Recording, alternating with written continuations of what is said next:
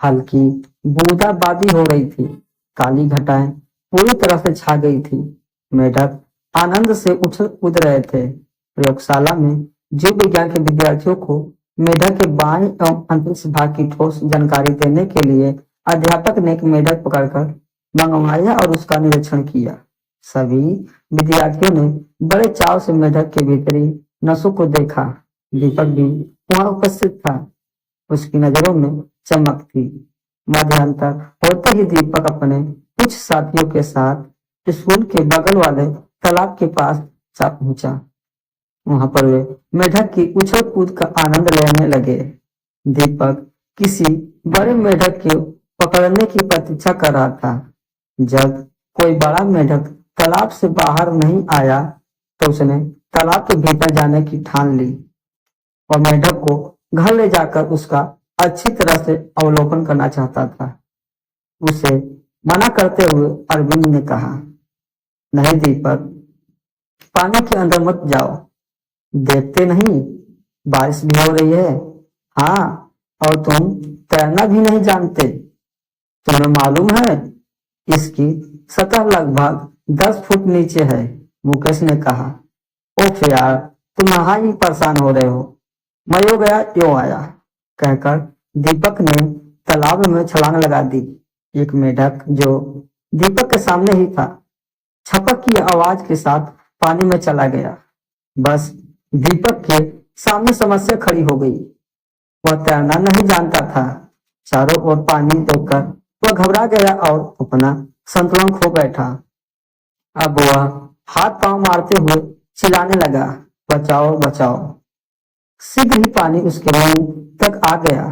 अरविंद, मुकेश तथा अन्य साथी चारों ओर जोर जोर से आवाजें देने लगे, किंतु बादलों की गड़गड़ाहट के कारण आवाज लोगों तक ठीक से नहीं पहुंच पा रही थी। आसमान की ओर देखते ही विद्यार्थियों का भय और बढ़ गया। कुछ विद्यार्थियों स्कूल की तरफ भागे और कुछ तालाब के चारों ओर आकर खड़े हो गए।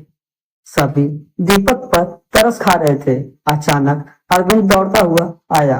उसके एक हाथ में एक वृक्ष की कुछ सूखी डंठियां और दूसरे हाथ में बरगद की एक नरम टहनी थी। उसने कहा, साथियों, हमें किसी तरह दीपक को बचाना है। सो तो ठीक है, लेकिन तुम इस नाजुक लकड़ी से कैसे करोगे? मुकेश ने पूछा। सो यार, तुम ये 2 लकड़ियां कसकर पकड़े रहो।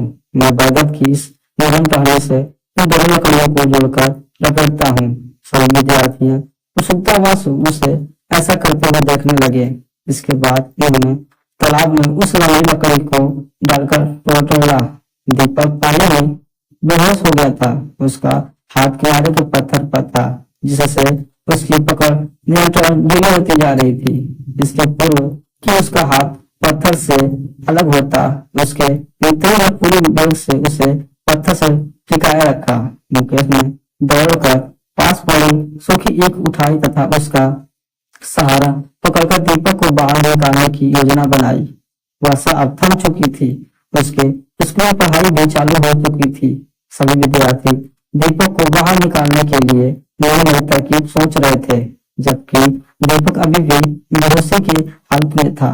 धीरे धीरे अन्य लोग भी तालाब के पास इकट्ठे हो गए। सभी नाना प्रकार के परामर्श देने लगे। उसी समय एक साथी की निगाह एक राहगीर के हाथ में झुकते हुए चेन पर पड़ी, जिसमें मोटरसाइकिल की चाबी थी। उसका मुंह एक कुआं की तरह मारा हुआ था। उसके दिमाग में एक तरकीब आई। उसने कहा, चाचा जी, कुछ देर के लिए आप अपनी चाबी देंगे? हाँ हाँ जरूर बेटे, पर क्यों? राहगीर ने उन्हें चाबी थमाते हुए पूछा।